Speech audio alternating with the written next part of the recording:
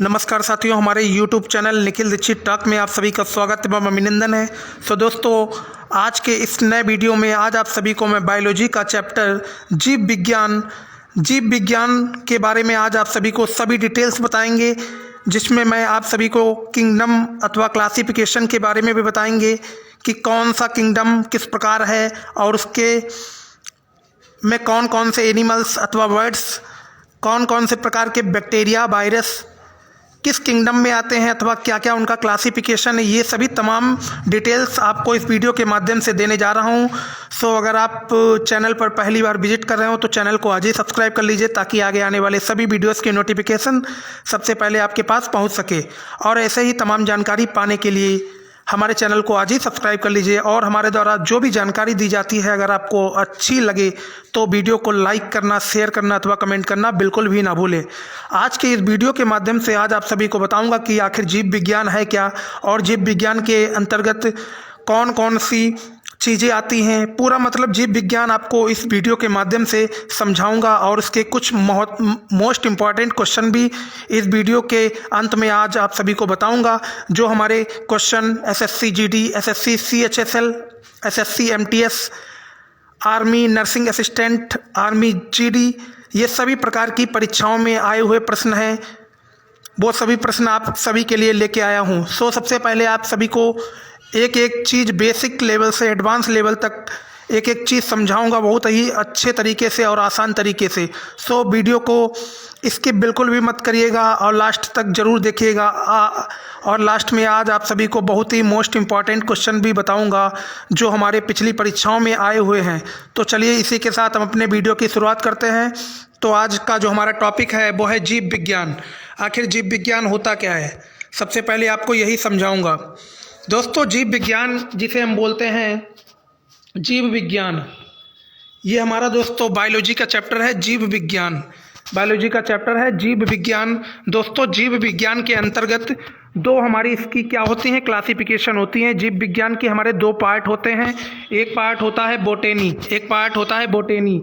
दोस्तों, बोटेनी वो होता है जिसके इसके अंतर्गत हम पौधों की क्या करते हैं, स्टडी करते हैं। हम पेड़ पौधों की स्टडी करते हैं, उसे हम बोलते हैं बोटेनिक। और जिसमें हम जीव जंतु की स्टडी करते हैं उसे हम बोलते हैं जूलॉजी। जूलॉजी हम बोलते हैं जिसमें हम जीव जंतु की स्टडी करते हैं, जीव जंतु के बारे में जानकारी प्राप्त करते हैं, उसे हम बोलते हैं जूलॉजी। और जिसमें हम पेड़ पौधे के बारे में स्टडी करते हैं और उसके बारे में जानकारी लेते हैं, उसे हम बोलते हैं बोटेनी। इतनी बात आपको समझ में आ चुकी होगी। ये देखिए यहाँ पे लिखा हुआ है, इसमें जंतुओं का अध्ययन करते हैं और दोस्तों इसमें पेड़ पौधों का अध्ययन करते हैं, उसे हम बोलते हैं बोटेनी। पेड़ पौधों का अध्ययन जिसमें करते हैं उसे हम बोलते हैं बोटेनी, और जिसमें हम जीव जंतु का अध्ययन करते हैं उसे हम बोलते हैं जूलॉजी। इतनी बात आपको समझ में आ चुकी होगी। अब उसके बाद दोस्तों कुछ और भी महत्वपूर्ण इसमें फैक्ट हैं। सबसे पहले अरस्तु ने 340 ईस्वी पूर्व, सबसे पहले दोस्तों अरस्तु ने 340 ईस्वी पूर्व जंतु इतिहास नामक किताब लिखी। कौन सी किताब लिखी? जंतु इतिहास। किताब का नाम था दोस्तों जंतु इतिहास। जंतु इतिहास नामक किताब लिखी थी दोस्तों किसने?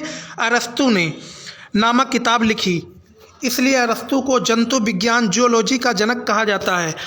ये बात आपको ध्यान देने वाली बात है कि जूलॉजी का फादर किसे बोला जाता है, तो जूलॉजी का फादर बोला जाता है अरस्तु को। अरस्तु को दोस्तों जूलॉजी का फादर बोला जाता है। अरस्तु को जूलॉजी का फादर बोला जाता है। जूलॉजी मतलब जंतु विज्ञान का फादर बोला जाता है अरस्तु को। उसके बाद इसके आती है टैक्सोनॉमी। टैक्सोनॉमी को हम हिंदी में बोलते हैं वर्गीकी। क्या बोलते हैं? वर्गीकी।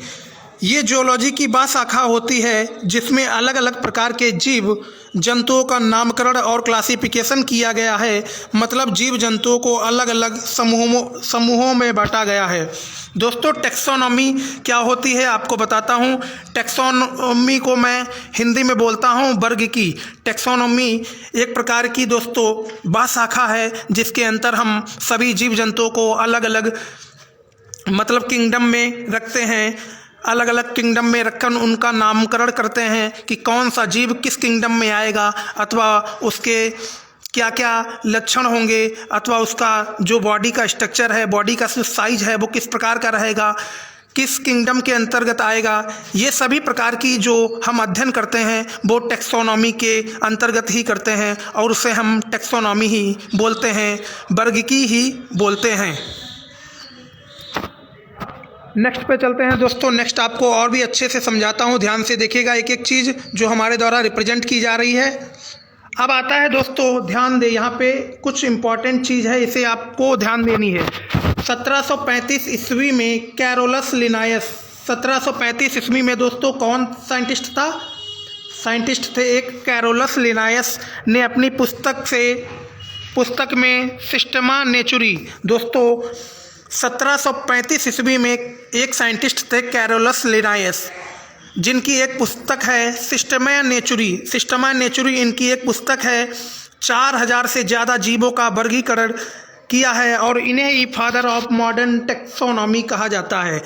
दोस्तों यहाँ पे ध्यान देने वाली चीज़ है, एक वैज्ञानिक हुए हैं 1735 ईस्वी में जिनका नाम था कैरोलस लिनायस। इनकी एक पुस्तक है सिस्टमा नेचुरी, जिसका नाम है, इनकी पुस्तक का नाम है सिस्टमा नेचुरी, जिसमें इन्होंने 4000 से ज़्यादा जीव जंतु का वर्गीकरण किया है उस पुस्तक के अंदर। मतलब जीव जंतु का वर्गीकरण किया है, मतलब क्लासिफिकेशन किया है अपनी पुस्तक के अंदर, और इसीलिए इन्हें फादर ऑफ मॉडर्न टैक्सोनॉमी कहा जाता है। मतलब कैरोलस लिनायस को फादर ऑफ मॉडर्न टैक्सोनॉमी कहा जाता है। दोस्तों ये ध्यान देने वाली चीज है। अब नेक्स्ट आता है, प्राणी दो प्रकार के होते हैं। दोस्तों प्राणी कितने प्रकार के होते हैं? प्राणी दो प्रकार के होते हैं।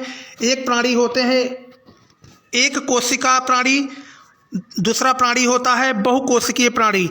मतलब एक कोशिका वाले वो प्राणी होते हैं जिनके अंदर सिंगल सेल होती है, जिनके अंदर एक कोशिका होती है, और बहुकोशिकीय वो प्राणी होते हैं जिनके अंदर एक से ज़्यादा कोशिका होती हैं, एक से ज़्यादा सेल होती हैं, जिन्हें हम बोलते हैं मल्टी सेलुलर। क्या बोलते हैं? मल्टी सेलुलर बोलते हैं। ये बात आपको समझ में आ चुकी होगी। तो चलिए अब देखते हैं कि एक कोशिकीय प्राणी, जिसे हम इंग्लिश में बोलते हैं यूनिसेलुलर, उसके बारे में क्या क्या यहाँ पे बताया गया है। ये वो जीव होते हैं जो एक कोशिका अथवा सेल से बने होते हैं। दोस्तों जो यूनिसेलुलर अथवा एक कोशिकीय जो प्राणी होते हैं वो एक सेल से बने होते हैं, एक कोशिका से बने होते हैं। और दूसरा यहाँ पे है, सभी एक कोशिकीय प्राणी को एक समूह प्रोटोजोआ संघ में रखा गया है। दोस्तों जो सिंगल सेल वाले प्राणी होते हैं, जो एक कोशिकीय प्राणी होते हैं, जो एक कोशिकीय जीव जंतु होते हैं, उन्हें दोस्तों रखा जाता है प्रोटोजोआ में, उन्हें रखा जाता है प्रोटोजोआ संघ में रखा जाता है। अब आपको बताते हैं बहुकोशिकीय प्राणी अथवा मल्टी सेलुलर एनिमल्स के बारे में आपको बताते हैं। मल्टी सेलुलर क्या होते हैं? दोस्तों जो मल्टी सेलुलर होते हैं वो दो या दो से ज़्यादा सेल के मिलने से एक बॉडी उत्पन्न होती है। मतलब मल्टी सेलुलर वो होते हैं जिसमें मल्टीपल सेल से मिलकर बने होते हैं। मल्टी सेलुलर एनिमल्स वो होते हैं जो दो या दो से ज़्यादा सेल से मिलकर बनते हैं। सभी बहुकोशिकीय प्राणियों को 9 संघ समूह में रखा गया है। दोस्तों जो मल्टी सेलुलर प्राणी होते हैं, जो हमारे बहुकोशिकीय प्राणी होते हैं, उन्हें 9 संघों में रखा गया है, मतलब 9 किंगडम में रखा गया है। अब मैं आप सभी को एक एक करके सभी किंगडम के बारे में पूरी तरह से बेसिक लेवल से एडवांस लेवल तक सभी प्रकार की जानकारी आपको एक एक करके दूंगा, ध्यान से देखिएगा। दोस्तों जो हमारे मल्टी सेलुलर होते हैं उन्हें हम 9 किंगडम में डिवाइड किया गया है, उनको 9 किंगडम में डिवाइड किया गया है। और वो 9 किंगडम कौन कौन से हैं मैं आज आप सभी को एक एक करके सभी के बारे में बताऊंगा, ध्यान से देखिएगा अथवा सुनिएगा। तो आज का जो हमारा अब दोस्तों जो हमारा पहला जो हमारा किंगडम है जिसका नेम है दोस्तों प्रोटोजोआ संघ, प्रोटोजोआ किंगडम, प्रोटोजोआ संघ। प्रोटोजोआ संघ दोस्तों वो होता है जिसके बारे में आपको मैं बताने जा रहा हूँ, ध्यान से सुनिएगा। प्रोटोजोआ शब्द का प्रयोग सबसे पहले गोल्डस ने किया था। दोस्तों, प्रोटोजोआ जो शब्द है सबसे पहले किसने किया था? सबसे पहले गोल्डस एक साइंटिस्ट थे जिन्होंने सबसे पहले प्रोटोजोआ शब्द का प्रयोग किया था। प्रोटोजोआ सबसे साधारण और एक कोशिकीय यूनिसेलुलर जंतु होते हैं।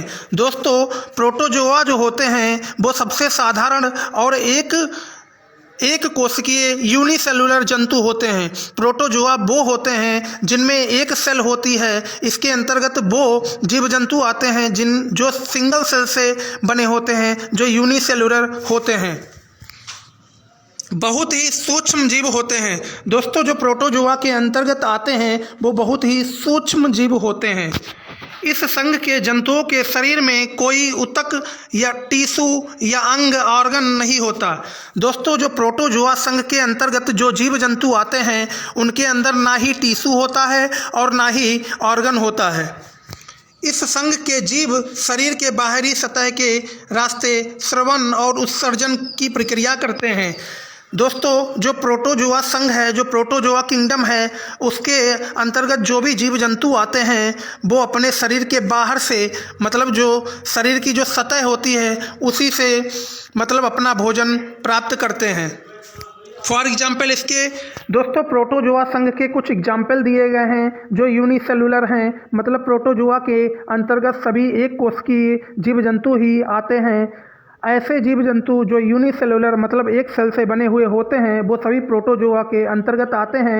इसके कुछ उदाहरण दिए गए हैं, कुछ इसके एग्जाम्पल दिए गए हैं। तो पहला एग्जाम्पल है अमीबा, दूसरा एग्जाम्पल है पैरामीशियम कॉर्डेटम, तीसरा एग्जाम्पल है यूग्लिना, चौथा है टिपेनोसोम ग्रेवियंस, फिर है दोस्तों एसिटिबुलेरिया। ये सभी इसके एग्जाम्पल हैं प्रोटोजोआ के। चलिए अब नेक्स्ट किंगडम में पहुंचते हैं दोस्तों, आपको उसके बारे में भी अच्छे से जानकारी देते हैं। उसके बाद दोस्तों अगला जो हमारा किंगडम आ रहा है वो है सीलेंटेटा। सीलेंटेटा हमारा जो अगला किंगडम है वो है सीलेंटेटा। अब मैं आपको बताता हूँ आखिर सीलेंटेटा होता क्या है। प्रवाल जंतु।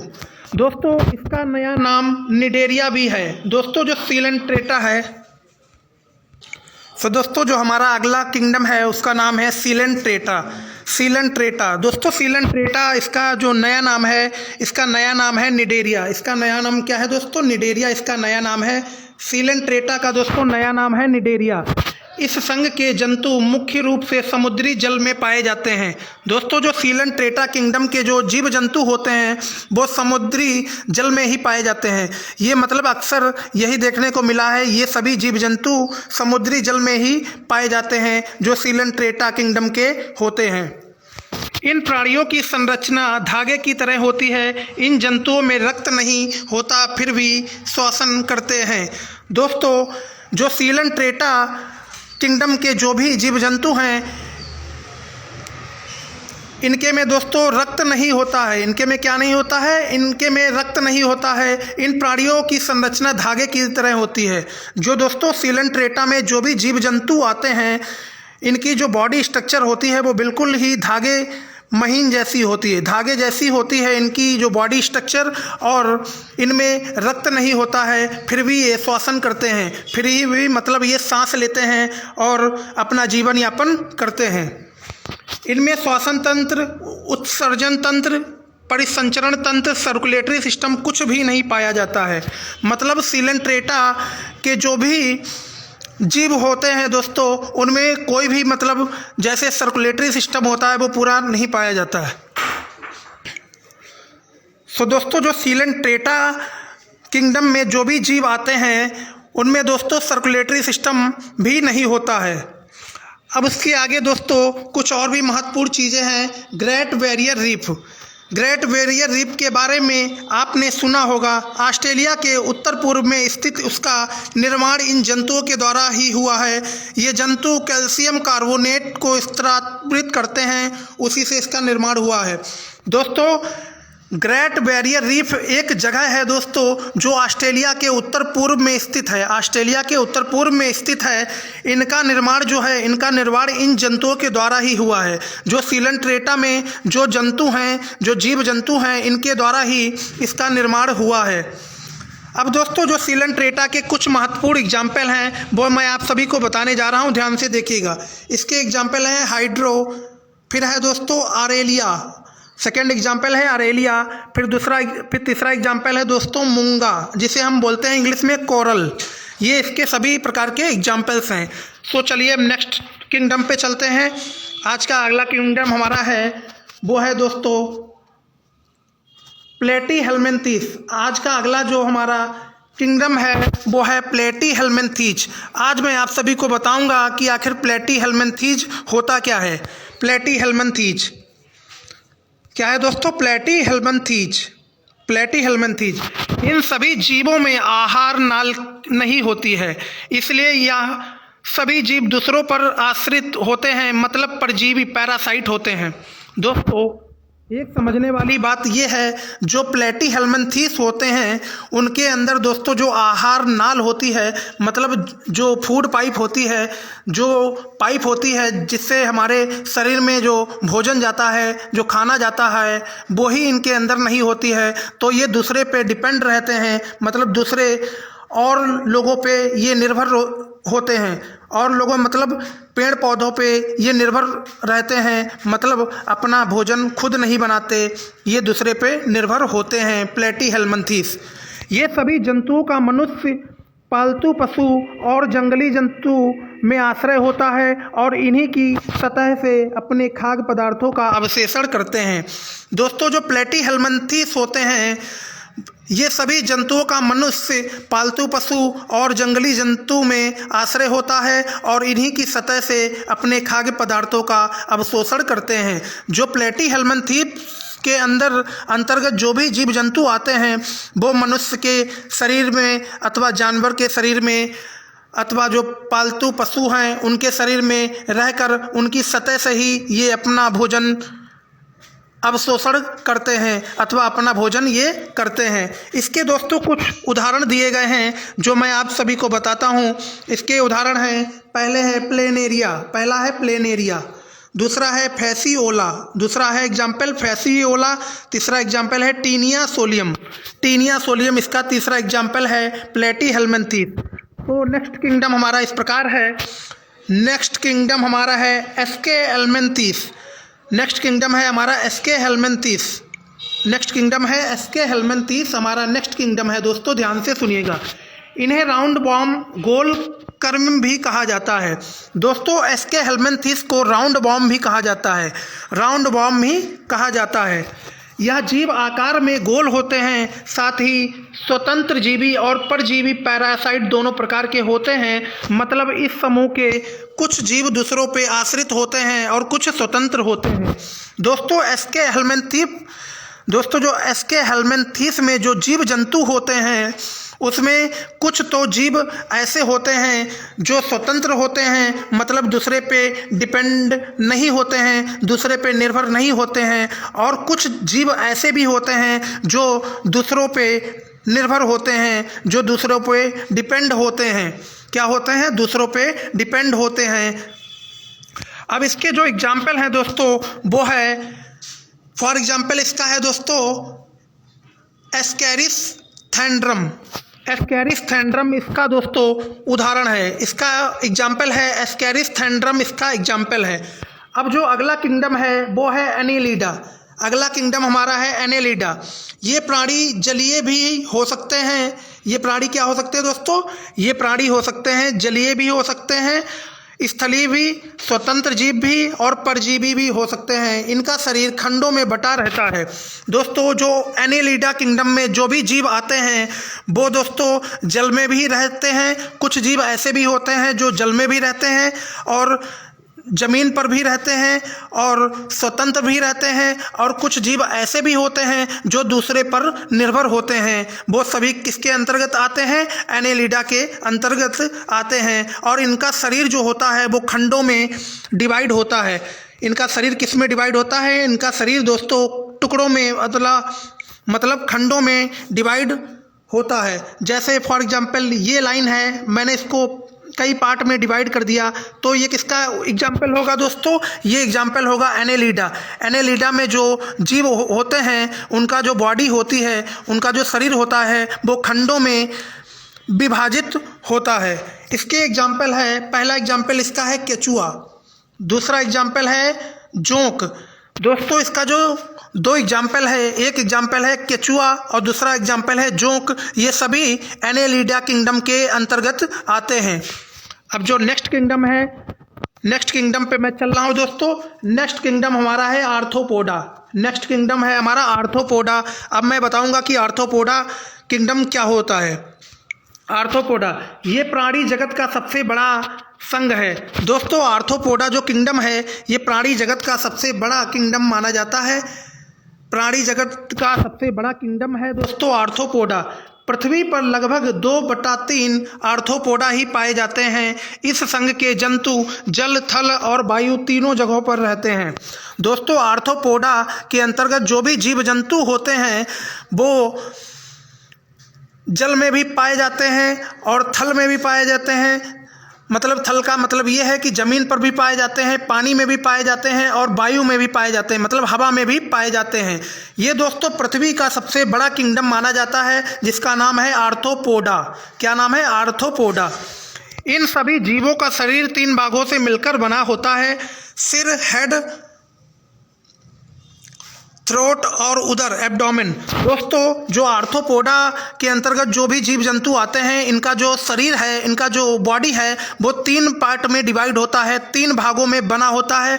पहला जो भाग है हमारा हेड, मतलब हमारा सिर, और जो दूसरा भाग है वो हमारा बीच वाला भाग, तीसरा भाग हमारा एब्डोमेन, नीचे वाला। इसी आर्थ्रोपोडा संघ में कीट वर्ग इंसेक्टा भी शामिल है।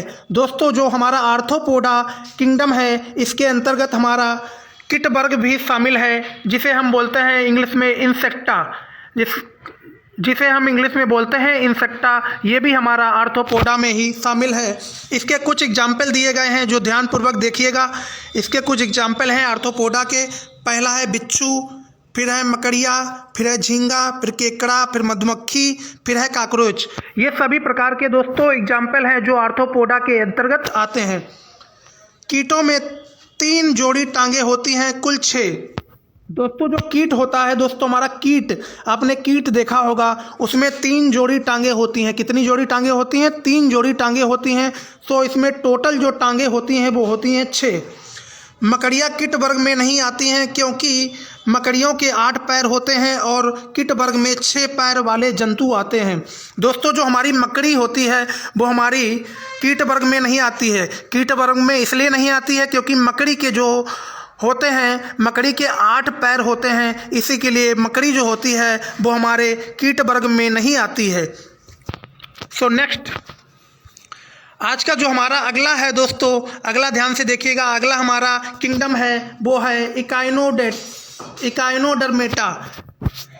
अगला किंगडम है दोस्तों इकाइनोडर्मेटा। इकाइनोडर्मेटा दोस्तों हमारा अगला किंगडम है, ध्यान से देखिएगा। इस संघ के सभी सदस्य समुद्री होते हैं। दोस्तों इकाइनोडर्मेटा किंगडम के जो भी जीव होते हैं वो सभी कहाँ के होते हैं? वो सभी समुद्री होते हैं। वो सभी समुद्र में ही पाए जाते हैं, वो सभी समुद्री होते हैं। इन जीवों की त्वचा पर कांटे पाए जाते हैं। इनकी जो दोस्तों स्किन होती है, इकाइनोडर्मेटा के अंतर्गत जो भी जीव होते हैं इनकी जो स्किन होती है उसमें कांटे टाइप की इनकी स्किन होती है। इनकी स्किन के ऊपर कांटे जैसे दोस्तों नज़र आते हैं और ये सभी दोस्तों समुद्र में ही पाए जाते हैं। इसके कुछ एग्जाम्पल हैं जो इस प्रकार हैं, ध्यान से देखिएगा। इसके कुछ एग्जाम्पल मैं आप सभी को बताता हूँ, ध्यान से देखिएगा। पहला एग्जाम्पल इसका है स्टारफिश, दूसरा एग्जाम्पल इसका है समुद्री आर्चिन, तीसरा एग्जाम्पल इसका है समुद्री खीरा, चौथा एग्जाम्पल है ब्रिटल स्टार। ये सभी प्रकार के इसके एग्जाम्पल हैं इकाइनोडर्मेटा के। नोट, ये सभी जंतु मछली नहीं हैं दोस्तों। ये चीज़ ध्यान देने वाली है कि ये सभी जो जंतु हैं ये सभी मछली नहीं हैं, पर ये समुद्र में ही पाए जाते हैं। अब जो आज का अगला जो है हमारा मोलस्का किंगडम के बारे में आज आप सभी को बताऊंगा। मोलस्का आखिर होता क्या है? मोलस्का के अंतर्गत कौन कौन से जीव जंतु आते हैं दोस्तों, ये सभी तमाम जानकारी आपको दूंगा। वीडियो को स्किप बिल्कुल भी मत करिएगा, आगे बने रहिएगा। अभी आपको बहुत ही महत्वपूर्ण जानकारी आगे आपको दूंगा। इन जीवों का शरीर मुलायम होने के कारण इन्हें मोलस्का कहा जाता है। दोस्तों, जो मोलस्का किंगडम के अंतर्गत जो भी जीव जंतु आते हैं, इनका जो शरीर होता है, इनका जो बॉडी होता है, वो काफ़ी ज़्यादा मुलायम होता है। इसीलिए इन्हें हम मोलस्का किंगडम के अंतर्गत रखते हैं। इस संघ के मैक्सिमम जीव समुद्री होते हैं और कुछ स्वच्छ जल और एवं स्थल में भी पाए जाते हैं। दोस्तों, मोलस्का किंगडम के जो ज़्यादा से ज़्यादा जीव होते हैं वो समुद्री ही होते हैं, और कुछ इसमें जीव ऐसे भी होते हैं जो मतलब ज़मीन पर रहते हैं अथवा स्वच्छ जल में रहते हैं। इन जीवों में श्वसन गिल्स के द्वारा होता है। मतलब दोस्तों, जो मोलस्का के अंतर्गत जो भी जीव जंतु आएंगे, इसमें दोस्तों सांस लेने की जो प्रक्रिया है वो गिल्स के द्वारा होती है, मतलब फेफड़ों के द्वारा होती है। जो गिल्स होती हैं दोस्तों, जो मछली में गिल्स होती हैं, उनके द्वारा जो फिश है उनके द्वारा सांस लेती है। सो इसमें गिल्स के द्वारा सांस ली जाती है इन सभी जीव में। अब दोस्तों, इसके कुछ उदाहरण दिए गए हैं। मैं आपको एक एक करके एक उदाहरण बताता हूँ। पहला एग्जाम्पल है ऑक्टोपस, दूसरा एग्जाम्पल है सीपिया, तीसरा एग्जाम्पल है सिप जिसे हम इंग्लिश में बोलते हैं यूनियो, चौथा है हेलियोटिस, पांचवा दोस्तों एग्जाम्पल है पाइला। सो दोस्तों, आज का जो अगला दोस्तों हमारा किंगडम है, वो किंगडम का नेम है क्वाड्रेटा। क्या है? क्वाड्रेटा। आज का अगला किंगडम हमारा है क्वाड्रेटा। आज मैं आप सभी को बताऊंगा कि आखिर क्वाड्रेटा क्या होता है। यह संघ काफ़ी बड़ा व महत्वपूर्ण संघ है। दोस्तों, जो क्वाड्रेटा किंगडम है, क्वाड्रेटा संघ है, ये काफ़ी ज़्यादा महत्वपूर्ण होता है और काफ़ी बड़ा होता है। इसी संघ में कछुआ, मछली, सांप, तोता, चीता, मनुष्य, बकरी, घोड़ा, हाथी, सभी प्रकार के जीव जंतु आते हैं। सभी प्रकार के जीव जंतु आते हैं। उसमें कछुआ है, मछली है, सांप है, तोता है, चीता है, मनुष्य है, बकरी है, घोड़ा है, हाथी है। ये सभी प्रकार के जीव जंतु क्वाड्रेटा के अंतर्गत आते हैं। क्वाड्रेटा वर्ग को समझने के लिए इसे छोटे छोटे वर्गों में बांटा गया है। दोस्तों, क्वाड्रेटा जो किंगडम है, क्वाड्रेटा जो संघ है, इसे समझने के लिए इसको भी कई पार्ट में विभाजित किया गया है, कई पार्ट में डिवाइड किया गया है। सबसे पहला जो है वो है मत्स्य वर्ग, क्लास, दूसरा है उभयचर वर्ग, एम्फीबिया, तीसरा है सरीसृप वर्ग, रिप्टेलियन, चौथा है दोस्तों पक्षी वर्ग, एप्स, स्तनधारी वर्ग जिसे हम बोलते हैं मैमेलिया। अब देखते हैं कि आखिर ये होते क्या हैं, इनको क्यों इतने पार्ट्स में डिवाइड किया गया है, और इतने पार्ट्स में जब डिवाइड किया गया है तो इनके अंतर्गत कौन कौन से जीव जंतु आते हैं। सो सबसे पहले जो मत्स्य वर्ग, सबसे पहले आता है हमारा मत्स्य वर्ग। इसके अंतर्गत मछलियाँ आती हैं। मछलियाँ श्वसन की प्रक्रिया गिल्स के द्वारा करती हैं। दोस्तों, जो हमारा मत्स्य वर्ग है, इसके अंतर्गत हमारी मछलियाँ आती हैं, और जो मछलियाँ हैं वो सांस लेती हैं गिल्स की मदद से, गिल्स की हेल्प से सांस लेती हैं। फिर नेक्स्ट आता है शार्क। शार्क में कोई भी हड्डी उपस्थित नहीं होती है, इसे डॉग फिश के नाम से भी जाना जाता है। अब दोस्तों, हमारा जो अगला आता है, अगला हमारा शार्क जो मछली है, इसके बारे में आपको बताता हूँ। शार्क जो मछली है दोस्तों, इसमें एक भी हड्डी नहीं पाई जाती है, इसमें एक भी हड्डी उपस्थित नहीं होती है, और इसे हम डॉग फिश भी बोलते हैं, इसे डॉग फिश के नाम से भी जाना जाता है।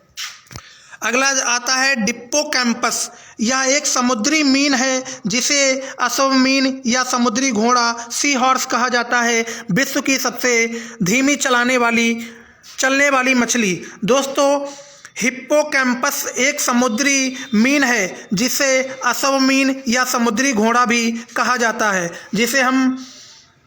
जिसे दोस्तों सी हॉर्स अथवा समुद्री घोड़ा भी बोला जाता है। विश्व की सबसे धीमी चलने वाली मछली है। हिप्पोकैम्पस दोस्तों विश्व की सबसे धीमी चलने वाली मछली है, और इसे सी हॉर्स भी बोला जाता है, समुद्री घोड़ा भी बोला जाता है। समुद्री घोड़ा एक मछली है, जबकि समुद्री गाय, समुद्री सिंह एक मैमल स्तनधारी है। अब दोस्तों जो अगला एग्जाम्पल है वो है गेम्बूसिया। गेम्बूसिया को मॉस्किटो फिश भी कहते हैं। इसे तालाबों और कुओं में छोड़ने से मच्छरों पर नियंत्रण किया जाता है।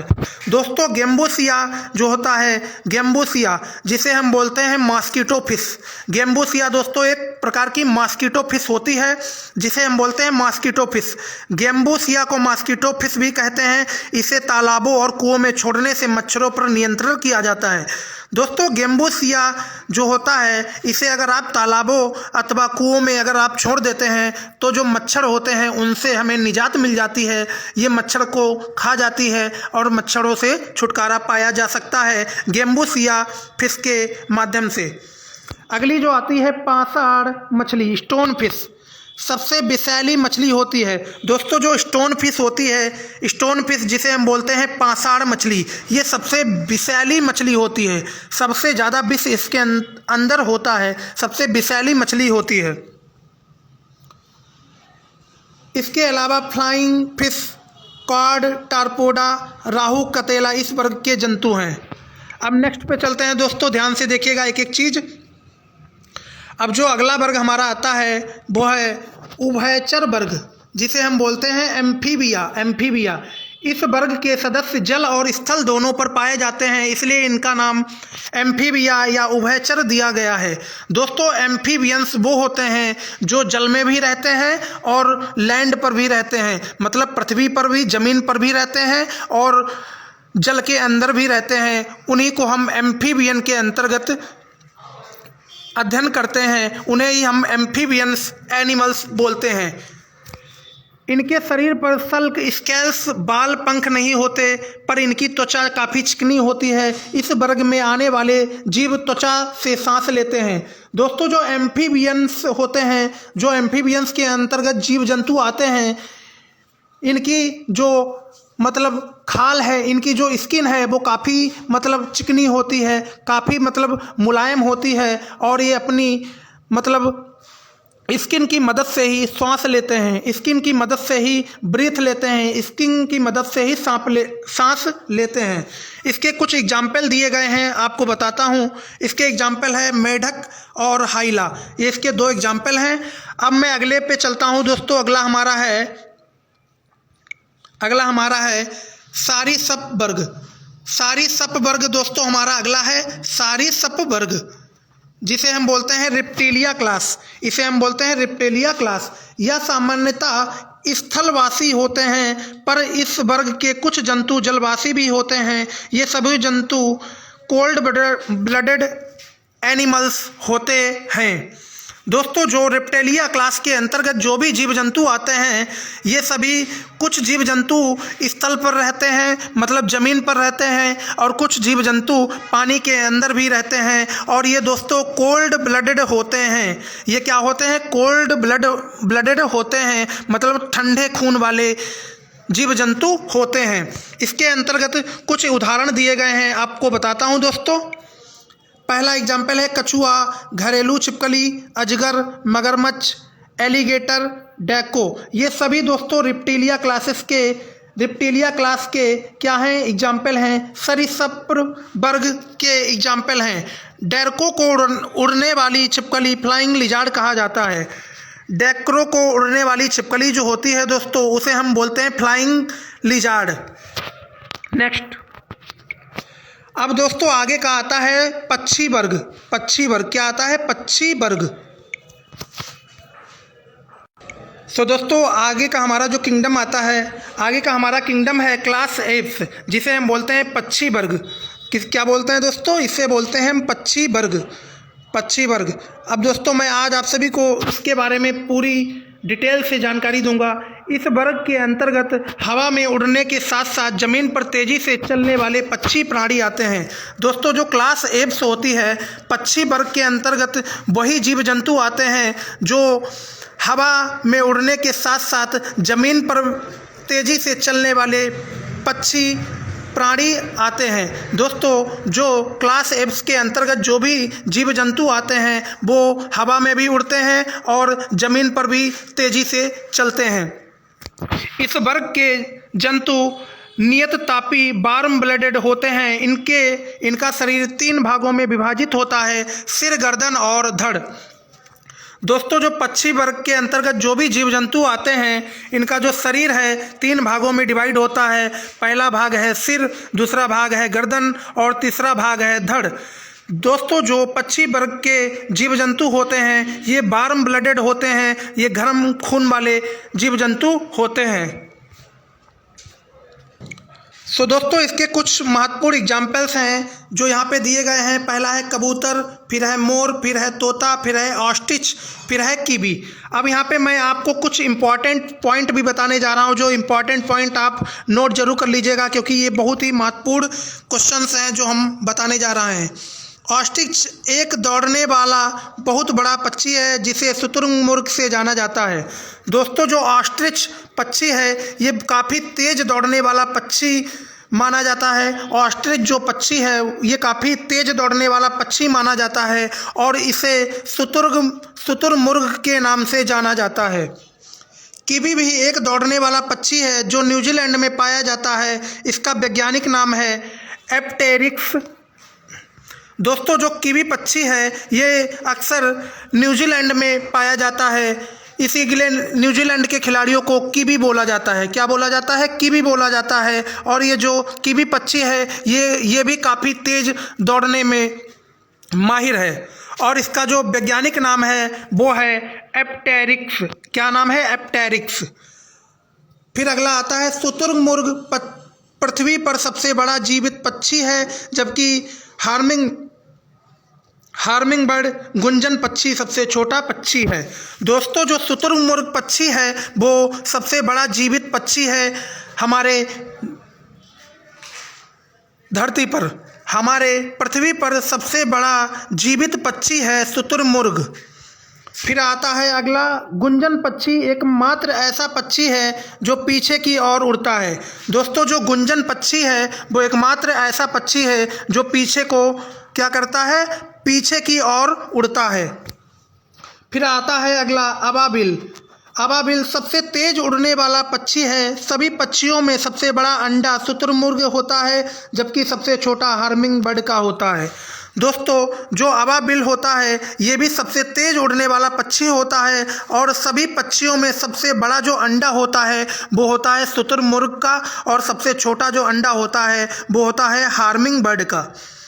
भारत के राष्ट्रीय पक्षी मोर का वैज्ञानिक नाम है दोस्तों पावोकिस्टेटस।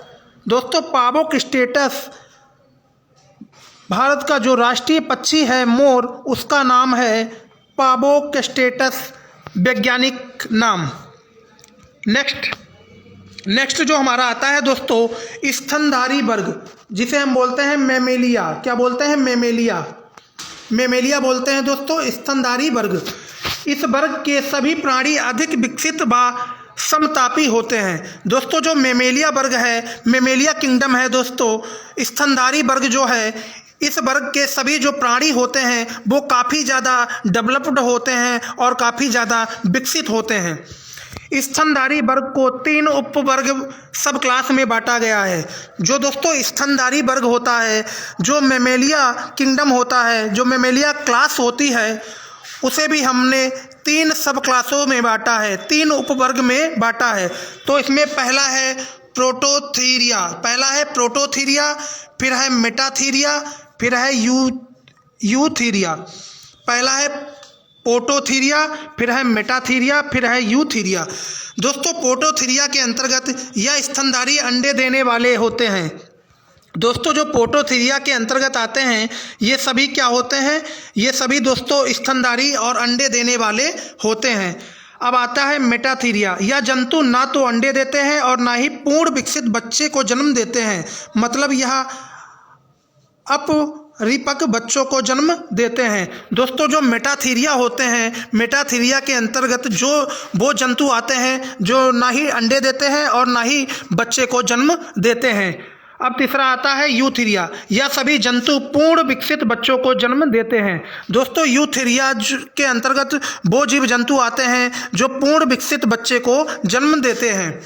इसका जो प्रोटोथीरिया का दोस्तों उदाहरण है वो है एकेडिना और मोनोट्रिम। मेटाथीरिया का दोस्तों उदाहरण है कंगारू।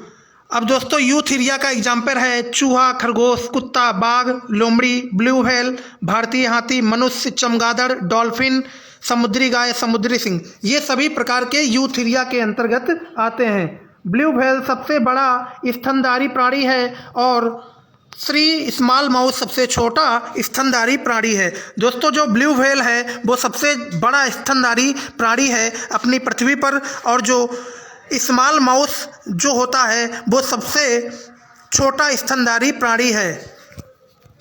नेक्स्ट जो हमारा आता है दोस्तों इम्पॉर्टेंट पॉइंट्स, ये आपको नोट करने हैं। पक्षी वर्ग और स्तनधारी दोनों वर्ग समतापी वार्म ब्लडेड वाले जंतु होते हैं, मतलब जिनका शरीर का ताप वातावरण के ताप से प्रभावित नहीं होता है। दोस्तों वार्म ब्लडेड एनिमल्स वो होते हैं जैसे हमारे वातावरण का जो टेम्परेचर होता है, तापमान होता है, और हमारे जो बॉडी का तापमान होता है उसमें कोई भी फर्क ना पड़े, उसमें कोई भी फर्क ना पड़े, उसी को हम बोलते हैं वार्म ब्लडेड एनिमल बोलते हैं। व्हेल में सबसे विशालतम दांत वाली व्हेल स्पर्म व्हेल। दोस्तों सबसे विशालतम दांत वाली व्हेल बोलते हैं स्पर्म व्हेल। डॉल्फिन के बारे में आपको बताता हूँ, यह एक जलीय जंतु है जो मेमेलिया में आता है, बहुत ही बुद्धिमान जीव है। दोस्तों जो डॉल्फिन है ये मेमेलिया के अंतर्गत आता है, और जो ये डॉल्फिन जो है ये बहुत ही ज़्यादा बुद्धिमान जीव है। नदी में पाई जाने वाली डॉल्फिन को राष्ट्रीय जलीय जीव घोषित किया गया। दोस्तों नदी में जो डॉल्फिन पाई जाती है उसे राष्ट्रीय जीव भी घोषित किया गया है, राष्ट्रीय जलीय जीव घोषित किया गया है।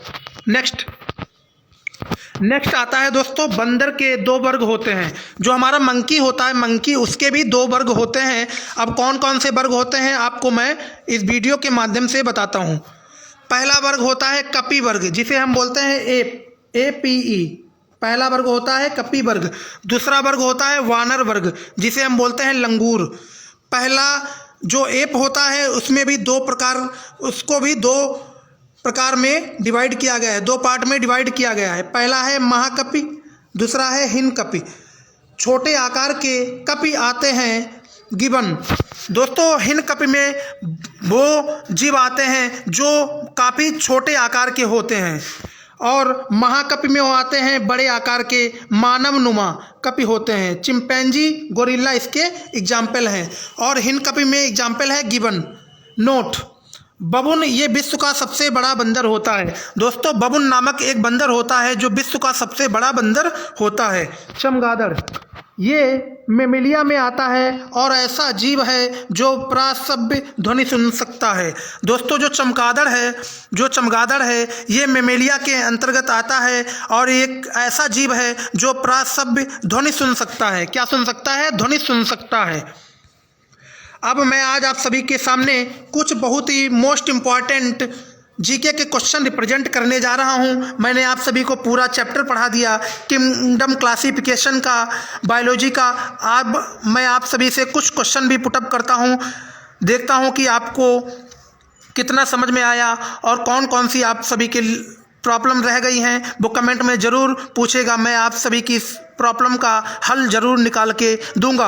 अब मैं आप सभी के लिए कुछ बहुत ही मोस्ट इम्पॉर्टेंट क्वेश्चन लेके आया हूं जो पिछली परीक्षाओं में पूछे जाने वाले प्रश्न हैं, जो पिछली परीक्षाओं में आए हुए प्रश्न हैं, जैसे NDA, SSC और UPSC, ये सभी प्रकार की परीक्षाओं में ये क्वेश्चन पूछे जा चुके हैं। तो आज का पहला क्वेश्चन है, निम्नलिखित में से कौन मछली नहीं है? निम्नलिखित में से कौन मछली नहीं है? इसमें आपसे पूछा गया है निम्नलिखित में से कौन मछली नहीं है। तो आपका पहला आंसर है स्टारफिश। आपका जो ऑप्शन दिया गया है, पहला ऑप्शन दिया है स्टारफिश, पहला ऑप्शन दिया स्टारफिश, दूसरा दिया है साफिश, तीसरा दिया है पाइप फिश, चौथा दिया है गिटार फिश। तो इसमें से दोस्तों आपको बताना है कि कौन सी मछली नहीं है। तो इसमें दोस्तों मछली नहीं है कौन सी? ऑप्शन नंबर ए स्टारफिश मछली नहीं है। क्वेश्चन नंबर सेकंड, निम्न में से कौन सी वास्तविक रूप से मछली है? दोस्तों क्वेश्चन नंबर सेकंड में पूछा गया है, निम्न में से कौन सी वास्तविक रूप से मछली है, मतलब वास्तव में कौन सी मछली है। पहला ऑप्शन दे रखा है स्टारफिश, दूसरा दे रखा है जेलीफिश, तीसरा दे रखा है बिटल स्टार, चौथा दे रखा है समुद्री घोड़ा। तो इसमें से आपको बताना है कि वास्तव में कौन सी क्या है, वास्तव में कौन सी मछली है। तो इसमें आपका सही आंसर हो जाएगा समुद्री घोड़ा, सही आंसर हो जाएगा समुद्री घोड़ा। क्वेश्चन नंबर तीसरा, सबसे बड़ा स्तनपायी मैमेलिया कौन सा है, सबसे बड़ा स्तनपायी अथवा मैमेलिया कौन सा है। तो आपको ऑप्शन दे रखा है ब्लू व्हेल, अफ्रीकी हाथी, दरियाई घोड़ा, ध्रुवीय भालू। आपको इसमें से आंसर बताना है। सो आपका आंसर सही हो जाएगा ब्लू व्हेल। क्या हो जाएगा, ब्लू व्हेल आपका करेक्ट आंसर हो जाएगा। नेक्स्ट क्वेश्चन हमारा है दोस्तों, निम्न प्रजातियों में से कौन सी दांत वाली व्हेलों में विशालतम है। अभी मैंने आपको कुछ देर पहले ही इसमें आपको बताया था, आपको याद होगा। सो दोस्तों आपसे पूछा गया है निम्न प्रजातियों में से कौन सी दांत वाली व्हेलों में विशालतम है। तो इसका क्या आंसर हो जाएगा कमेंट में ज़रूर बताइएगा। आपको ऑप्शन दे रखा है फिनबैक व्हेल, ब्लू व्हेल और स्पर्म व्हेल और हम्प बैक व्हेल। तो आपका सही आंसर हो जाएगा option number C. Option number C आपका क्या हो जाएगा, सही आंसर हो जाएगा। ऑप्शन नंबर सी आपका क्या है, ऑप्शन नंबर सी आपका सही आंसर हो जाएगा स्पर्म व्हेल। क्वेश्चन नंबर 5, निम्नलिखित में से कौन अंडे देता है सीधे बच्चे नहीं देता है। आपका ऑप्शन है option number A echidna, option number B kangaroo, option number C चमगादड़, ऑप्शन नंबर डी व्हेल। तो आपको इसमें से सही आंसर बताना है। तो आपका सही आंसर हो जाएगा एकेडिना। ऑप्शन नंबर ए आपका सही आंसर हो जाएगा। नेक्स्ट क्वेश्चन है, उड़ने वाला स्तनपायी है, उड़ने वाला स्तनपायी आपको बताना है। ऑप्शन नंबर ए है जागुआर, ऑप्शन नंबर बी शुतुरमुर्ग, option number C pelican, option number D चमगादड़। आपको सही आंसर इसमें बताना है। सो आपका सही आंसर हो जाएगा चमगादड़, option number D. Option number D इसका सही आंसर हो जाएगा। नेक्स्ट क्वेश्चन हमारा इस प्रकार है दोस्तों, ध्यान से देखिएगा। नेक्स्ट क्वेश्चन है, निम्नलिखित में से उड़ने वाले जीवों में से कौन सा पक्षी वर्ग में नहीं आता है। दोस्तों आपको बताना है निम्नलिखित में से उड़ने वाले जीवों में कौन सा पक्षी वर्ग में नहीं आता है। पहला ऑप्शन है चमगादड़, दूसरा है कौवा, तीसरा है कबूतर, चौथा है तोता। इसमें से आपको सही आंसर बताना है। सो आपका सही आंसर है ऑप्शन नंबर ए, ऑप्शन नंबर ए चमगादड़, ऑप्शन नंबर ए चमगादड़। क्वेश्चन नंबर 8, ये दोस्तों आईएएस की परीक्षा में पूछा गया है, जो 2013 में आईएएस की परीक्षा में पूछा जाने वाला प्रश्न है। निम्नलिखित जंतुओं पर विचार कीजिए। पहला है समुद्री गाय, दूसरा है समुद्री घोड़ा, तीसरा है समुद्री सिंह। उपयुक्त में से कौन सा स्तनधारी है। केवल ए, या केवल 1 और 3, या केवल 2 और 3, या केवल 1, 2 और 3। इसमें से आपको सही आंसर बताना है। तो इसमें से सही आंसर आपका ऑप्शन नंबर बी हो जाएगा, केवल 1 और 3। केवल 1 और 3 आपका सही आंसर हो जाएगा, option number B. Next question है, डॉल्फिन वर्गीकृत किए जाते हैं। डॉल्फिन जो है वो किसमें वर्गीकृत किए जाते हैं। पहला ऑप्शन है मत्स्य में, दूसरा है उभयचर में, तीसरा है सरीसृप में और चौथा है स्तनी में अथवा मैमेलिया में। तो आपका सही आंसर हो जाएगा ऑप्शन नंबर डी मैमेलिया में। ऑप्शन नंबर डी मैमेलिया में सही आंसर आपका हो जाएगा option number D. Next question आपका है, एम्फीबिया बताता है। एम्फीबिया दोस्तों क्या बताता है। बहुत तेज से चलने वाले नावों को, केवल जल में ही रह सकने वाले पशुओं को, केवल स्थल पर ही रह सकने वाले पशुओं को अथवा जल एवं स्थल दोनों पर भी रह सकने वाले पशुओं को क्या बताता है दोस्तों। एम्फीबिया क्या बताता है, अभी मैंने आपको कुछ देर पहले ही बताया था। जो जल अथवा स्थल पे दोनों जगह पर चल सकें अथवा अपना जीवन यापन कर सके, उन्हीं को हम बोलते हैं एम्फीबिया। इसका सही आंसर हो जाएगा option number D. Next question, निम्नलिखित में से कौन सा एक कपि नहीं है। पहला ऑप्शन है गिवन, दूसरा है गोरिल्ला, तीसरा है लंगूर, चौथा है इनमें से कोई नहीं। सो आपका सही आंसर हो जाएगा ऑप्शन नंबर सी लंगूर। ऑप्शन नंबर सी लंगूर। नेक्स्ट, मानव सदृश लघुत्तम कपि है। मानव सदृश लघुत्तम कपि है, इसका पहला ऑप्शन दे रखा है गिबन, दूसरा चिंपैंजी, तीसरा गोरिल्ला और चौथा इनमें से कोई नहीं। तो इसका सही आंसर हो जाएगा ऑप्शन नंबर ए गिबन। ऑप्शन नंबर ए गिबन। नेक्स्ट हमारा क्वेश्चन है दोस्तों, निम्नलिखित में से कौन सा किट नहीं है। निम्नलिखित में से कौन सा किट नहीं है। ये दोस्तों बहुत ही मोस्ट इंपॉर्टेंट क्वेश्चन है, ये काफ़ी परीक्षाओं में पूछा जा चुका है। पहले पूछा गया UP PCS 2008, UP UDA LDA 2010 में और छत्तीसगढ़ पीसीएस में भी 2011 में पूछा गया है। पहला है खटमल, दूसरा है मकड़ी, तीसरा है घरेलू मक्खी, चौथा है मच्छर। तो इसका सही आंसर हो जाएगा, इसका सही आंसर क्या हो जाएगा, इसका सही आंसर हो जाएगा मकड़ी। Option number B. Option number B. Next question हमारा है, सबसे बड़ा एक कोशिकीय जीव है। सबसे बड़ा यूनिसेलुलर एनिमल्स कौन सा है। सबसे बड़ा एक कोशिकीय जीव आपको मैंने बताया था।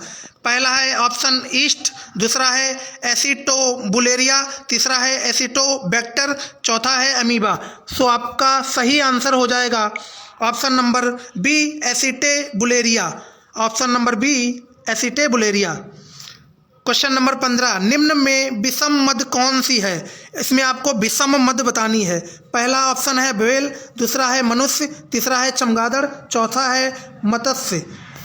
सो दोस्तों आपका सही आंसर हो जाएगा मत्स्य। ऑप्शन नंबर डी आपका सही आंसर हो जाएगा मत्स्य। ऑप्शन नंबर डी आपका सही आंसर हो जाएगा। नेक्स्ट क्वेश्चन, पृथ्वी पर विशालतम जीवित पक्षी कौन सा है। पृथ्वी पर विशालतम जीवित पक्षी कौन सा है। Option number A emu, option number B शुतुरमुर्ग, option number C albatross, option number D Siberia सारस।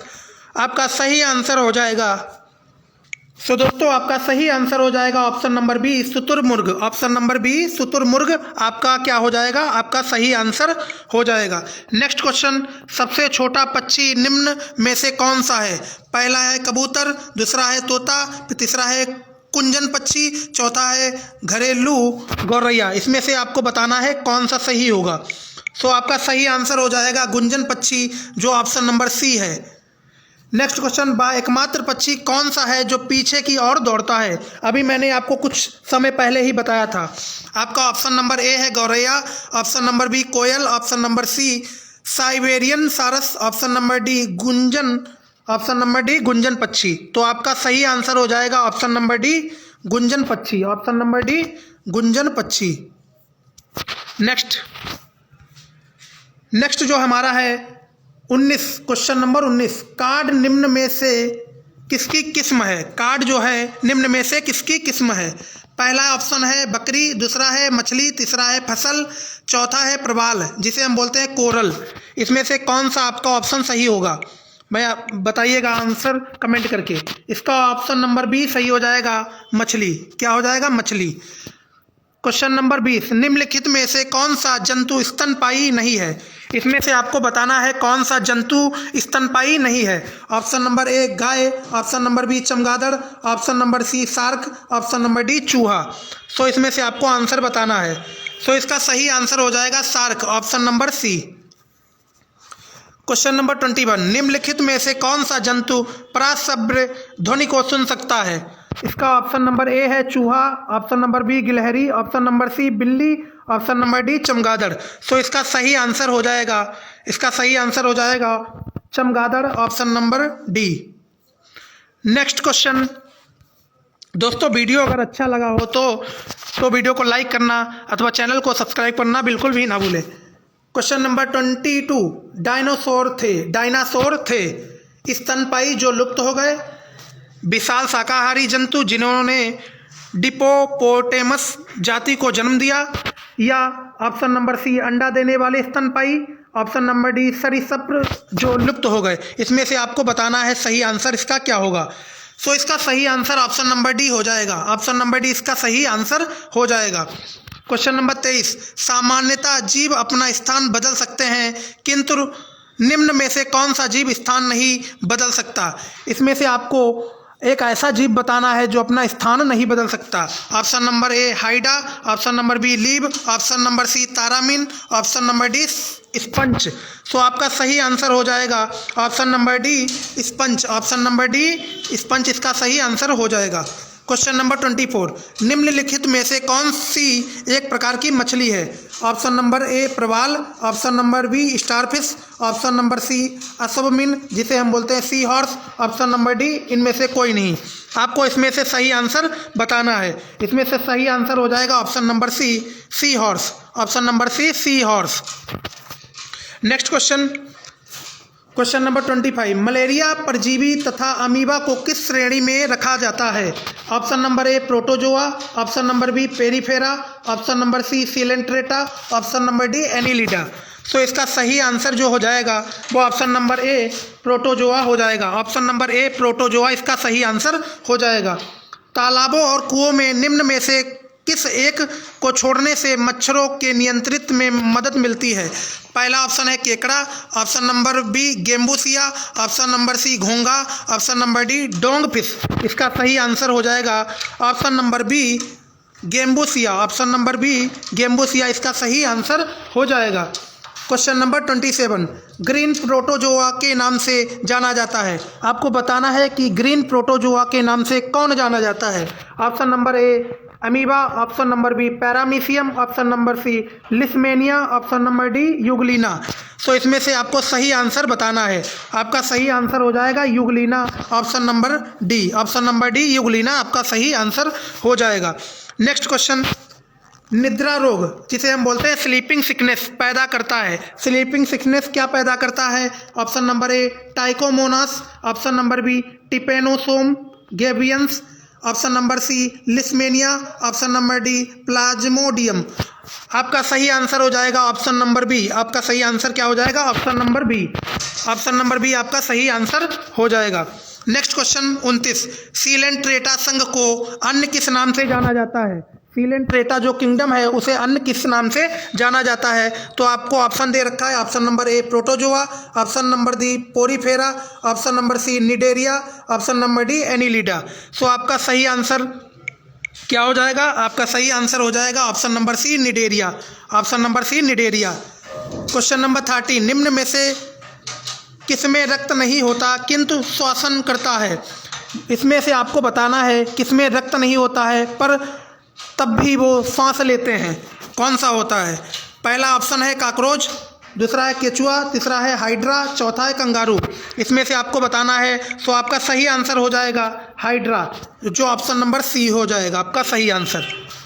नेक्स्ट क्वेश्चन आपका इस प्रकार है, कोरल रीफ प्रवाल विभक्ति का निर्माण किसके द्वारा होता है? कोरल रीफ का निर्माण किसके द्वारा होता है? Option number A protozoa, option number B coelenterata, option number D C arthropoda, option number D porifera. So आपका सही आंसर हो जाएगा, आपका सही आंसर हो जाएगा सिलेंट्रेटा। अब आपका सही आंसर हो जाएगा option number B Coelenterata. Question number 32, jellyfish के नाम से जाना जाता है। आपको बताना है कि जेली फिश के नाम से कौन जाना जाता है? Option number A hydra, option number B physalia, option number C aurelia, option number D obelia. So आपका सही आंसर हो जाएगा option number C aurelia. Option number C aurelia आपका सही आंसर हो जाएगा। क्वेश्चन नंबर 33, चपटे कर्मियों फ्लैट वॉर्म को किस संघ के अंतर्गत रखा गया है? पहला आपका ऑप्शन है प्लेटे हेलमिंथीस, दूसरा है नीमेथेल्मिथ्रमीज, तीसरा है एनीलिडा, चौथा है मोलस्का। आपका सही आंसर हो जाएगा, आपका सही आंसर हो जाएगा एसके हेलमिंथीस, सॉरी आपका सही आंसर हो जाएगा प्लेटी हेलमिंथीस, जो आपका ऑप्शन नंबर ए में है। नेक्स्ट क्वेश्चन,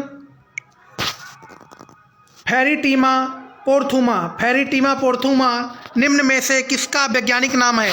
आपको बताना है फेरिथीमा पोस्टुमा किसका वैज्ञानिक नाम है। ऑप्शन नंबर ए जोंक, option number B nereis, option number C केचुआ, option number D फीताकर्म।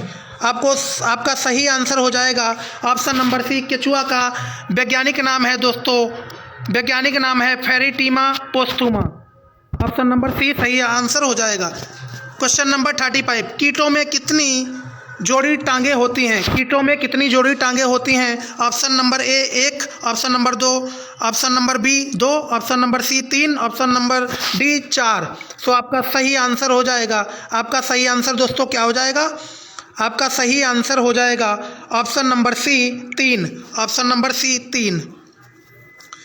Question number 36, निद्रा रोग जिसे हम बोलते हैं स्लीपिंग सिकनेस फैलाती है? ऑप्शन नंबर ए सीसी मक्खी, option number B sand fly, option number C खटमल, ऑप्शन नंबर डी जू जिसे हम बोलते हैं लूज। सो आपका सही आंसर हो जाएगा ऑप्शन नंबर ए जिसे हम बोलते हैं सीसी मक्खी, ऑप्शन नंबर ए सीसी मक्खी आपका सही आंसर हो जाएगा। Next question number 37, next question number 37, octopus एक है, आपको बताना है ऑक्टोपस क्या है? ऑप्शन नंबर ए संधिपाद, ऑप्शन नंबर बी सुलचर्मी, option number C hemichordata, option number D मधुकवची। सो आपका सही आंसर हो जाएगा मधुकवची, आपका सही आंसर हो जाएगा मधुकवची, आपका ऑप्शन नंबर डी सही आंसर हो जाएगा मधुकवची। क्वेश्चन नंबर 38, डेविल फिश के नाम से जाना जाता है, आपको बताना है कि डेविल फिश के नाम से कौन जाना जाता है? Option number A pila, option number B sepia, option number C teredo, option number D octopus. So आपका सही आंसर हो जाएगा ऑप्शन नंबर डी ऑक्टोपस, आपका सही आंसर हो जाएगा option number D octopus. Question number 39, तारा मछली जिसे हम इंग्लिश में बोलते हैं स्टार फिश निम्नलिखित में से किस संघ का प्राणी है? Option number A mollusca, option number B मत्स्य, option number C arthropoda, option number D echinodermata. आपका सही आंसर हो जाएगा option number D echinodermata, option number D echinodermata आपका सही आंसर हो जाएगा। नेक्स्ट क्वेश्चन आपका है तारा मछली जिसे हम बोलते हैं स्टार फिश, तारा मछली जिसे हम बोलते हैं स्टार फिश के नाम से जाना जाता है? Option number A asterias, option number B holothuria, option number C antedon, option number D समुद्री आर्चिन। सो आपका सही आंसर हो जाएगा एस्टेरियस, आपका सही आंसर हो जाएगा एस्टेरियस, ऑप्शन नंबर ए। क्वेश्चन नंबर 41, मछली की विशेष संरचना जो उसे सांस लेने में मदद करती है? ऑप्शन नंबर ए नथुना, option number B spiracle, option number C फेफड़ा, option number D gills. So आपका सही आंसर हो जाएगा option number D gills, option number D आपका सही आंसर हो जाएगा गिल्स। नेक्स्ट क्वेश्चन नंबर 42, समुद्री घोड़ा जिसे हम बोलते हैं इंग्लिश में सी हॉर्स किस वर्ग का उदाहरण है? ऑप्शन नंबर ए मत्स्य, ऑप्शन नंबर बी स्तनधारी, ऑप्शन नंबर सी सरीसृप, option number D mollusca. So आपका सही आंसर हो जाएगा मत्स्य, आपका सही आंसर हो जाएगा मत्स्य, option number A. Next question आपके सामने इस प्रकार का है, शार्क मछली में कितनी हड्डियां होती हैं? आपसे पूछा गया है शार्क मछली में कितनी हड्डियां होती हैं? ऑप्शन दे रखा है 100, ऑप्शन नंबर बी दे रखा है 0, ऑप्शन नंबर सी दे रखा है 200, ऑप्शन नंबर डी दे रखा है 300। सो आपका सही आंसर हो जाएगा ऑप्शन नंबर बी 0, शार्क मछली में एक भी हड्डियां नहीं होती हैं, option number B. Question number 44, उड़ने वाली छिपकली है, उड़ने वाली छिपकली आपको बतानी है कौन सी है? पहली है डेरको, दूसरी है ग्रेको, तीसरी है डिलोड्रोमा, चौथा है ऑफियोसोरस। इसमें से सही आंसर हो जाएगा ऑप्शन नंबर ए ड्रैको, ऑप्शन नंबर ए ड्रैको सही आंसर हो जाएगा। क्वेश्चन नंबर 45, पाबोकिस्टेसस किसका वैज्ञानिक नाम है? आपको बताना है पाबोकिस्टेटस किसका वैज्ञानिक नाम है? ऑप्शन नंबर ए बाघ, ऑप्शन नंबर बी मेढक, ऑप्शन नंबर सी मनुष्य, ऑप्शन नंबर डी मोर। सो दोस्तों आपका सही आंसर हो जाएगा ऑप्शन नंबर डी मोर, ऑप्शन नंबर डी मोर पिकॉक का वैज्ञानिक नाम है पाबोकिस्टेटस। नेक्स्ट क्वेश्चन नंबर 46, निम्नलिखित में से नियततापी प्राणी वार्म ब्लडेड कौन सा है? आपको बताना है वार्म ब्लडेड एनिमल्स कौन सा है? पहला ऑप्शन है उड़ने वाली छिपकली, दूसरा ऑप्शन सांप, तीसरा है चमगादड़, चौथा छिपकली। सो आपका सही आंसर हो जाएगा ऑप्शन नंबर सी चमगादड़, ऑप्शन नंबर सी चमगादड़। क्वेश्चन नंबर 47, निम्न में से कौन सा जीव अपनी त्वचा से सांस लेता है? आपको इसमें बताना है कि कौन सा एनिमल्स अपनी त्वचा से सांस लेता है। ऑप्शन दे रखा है, ऑप्शन नंबर ए मछली, ऑप्शन नंबर बी कबूतर, ऑप्शन नंबर सी मेढक, ऑप्शन नंबर डी तिलचट्टा। सो आपका सही आंसर हो जाएगा ऑप्शन नंबर सी मेढक, ऑप्शन नंबर सी मेढक। नेक्स्ट क्वेश्चन, निम्नलिखित में से कौन सा एक सबसे बड़ा बंदर है? ऑप्शन नंबर ए स्पाइडर बंदर, option number B baboon, option number C gorilla, option number D हीलर बंदर। सो आपका इसमें सही जो आंसर हो जाएगा वो आंसर हो जाएगा baboon, option number B. Baboon बंदर सबसे बड़ा बंदर होता है। नेक्स्ट क्वेश्चन, क्वेश्चन नंबर 49, निम्न में से कौन से जानवर का संबंध मोलस्का से है? इसमें से आपको बताना है कि कौन सा ऐसा जानवर है जिसका संबंध मोलस्का से है। पहला है हाइला, दूसरा है हेलियोटिस, तीसरा है हाइड्रा, चौथा है खरगोश।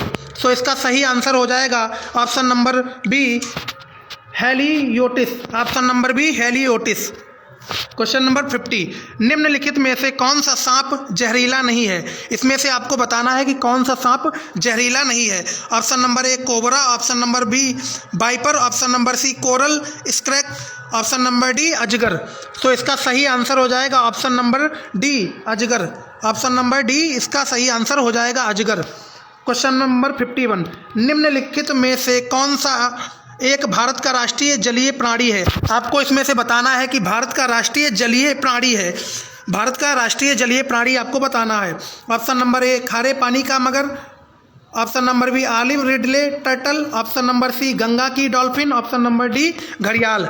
इसमें से आपका सही आंसर हो जाएगा ऑप्शन नंबर सी गंगा की डॉल्फिन, ऑप्शन नंबर सी।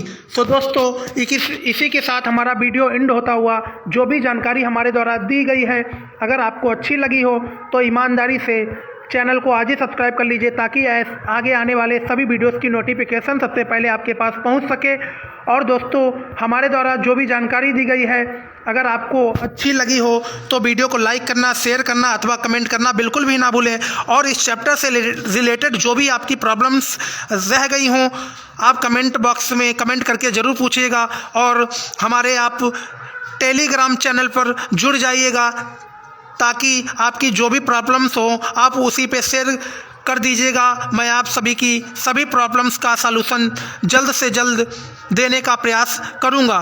सो दोस्तों वीडियो एक बार फिर से कह देना चाहता हूं, अगर आपको वीडियो अच्छा लगा हो तो ईमानदारी से लाइक करना, शेयर करना अथवा कमेंट करना बिल्कुल भी ना भूलें। और चैनल को आज ही सब्सक्राइब कर लीजिए। जय हिंद, जय भारत, आपका दिन शुभ हो।